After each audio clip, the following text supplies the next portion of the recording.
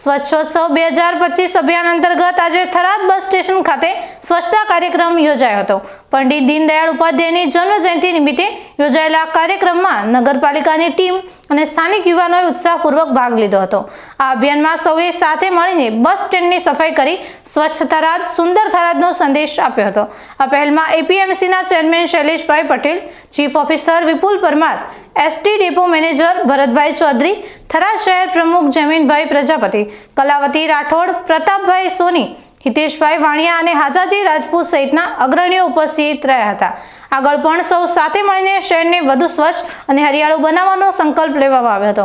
આ કાર્યક્રમ થકી જાહેર સ્થળની સ્વચ્છતા જાળવવા માટે જનજાગૃતિ ફેલાવવાનો સફળ પ્રયાસ કરવામાં આવ્યો।